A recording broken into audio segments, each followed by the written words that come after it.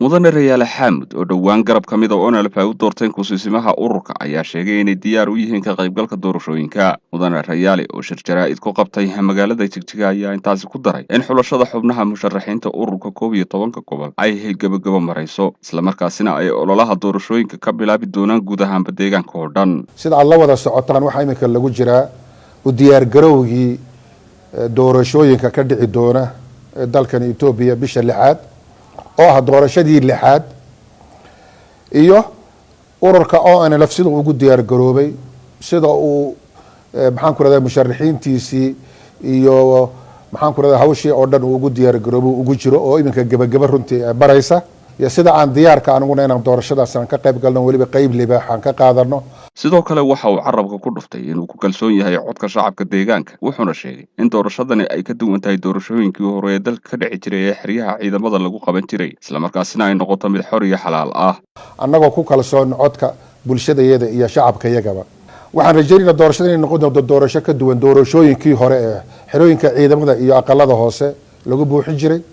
oo ay noqoto mid xor iyo xalaal sida ay ballan qaadeenba ra'iisul wasaaraha waddanka Itoobiya Dr. Abiy Ahmed iyo madaxweynaha dowladda deegaanka Soomaalida mudane Mustafa Maxamed Umar oo labadaba ballan qaada inay doorashadani noqoto mid ka duwan barnaamijka la soo dhigi doono nin walbana codkiisa waxa uu ku helana uu ku midho goosan doono. marka arrintii doorashooyinka meel fiican bay noo maraysa diyaar garowdii musharaxiintii waan wada diyaarinay 11 gobol waana la soo gudbiyay xubnahan u wada diray guddi baan u xil saaray guddigiina way soo wada diyaariyeen goboladii oo dhan baa laga soo wada noqday iyadoo oo marka dadkii deegaanadaas iyo degmooyinkaas deegaanayo oo dhanba ee aan islahayn way idinka gadmayaan ama way dadka way qancinayaan markaad soo hor joojisiin annagoo dhinacyo badan ka eegnay in aysan godob ka gelin dadkan iyo shacabkani inay taariikh nadiif leeyihiin inay aqoon iyo karti ay leeyihiin aan ku soo xulanay baa waxa iminka wuxuu marayaa gabagabadii oon rajaynaynana in aan soo gabagabayno waqtigii loogu talagalayna aan soo gudbino liiskii iyo musharaxiintiiba. marka arrinta doorashooyinku waa halkaasay noo maraysaa si fiican baan ugu diyaar garownay diyaar baanan u nahay inaan si nabadana weliba ay ku dhacdana aan diyaar u nahay inaan kala shaqayno dowlad deegaanka iyo dowladda federaalka Itoobiyaba. qodobkaasi waa qodobka aan jecelnahay inay bulshadu ay la sii haysato mar dhowna oo bilaami doono ololihii oon gobolada u bixi doono oon degmooyinka aan u bixi doono oon xubnihiina aan horgeyn doono dadka si ay dadkuna markaas ay ra'yigooda iga sii dhiibtaan aakhirkan ay codkooda ay u siiyaan kalsooni buuxdana waxaan ku qabnaa musharaxiinta dadka hor keeni doona inay noqon doonaan kuwan naga gadma bulshaduna ay ku qanci doonto insha Allahu ta'ala. mudane rayaale xaamud ayaa sidoo kale baaq u diray dowladda deegaanka federaalka beesha caalamka iyo hay'adaha caalamiga inay ka qayb qaataan wax ka qabashada abaaraha biyo yaraanta iyo saameynta ayax ee ka jira degmooyinka deegaanka. waxaa ka jira dowlad deegaanka Soomaalida gobollo badan ama degmooyin badan oo ka tirsan inay abaaro ay runtii ay soo food saareen ayaxi iyo fatahaadii dabadeed sida gobolka Shabeelle oo kale feerfeer iyo mustaciil degmooyinkaas oo kale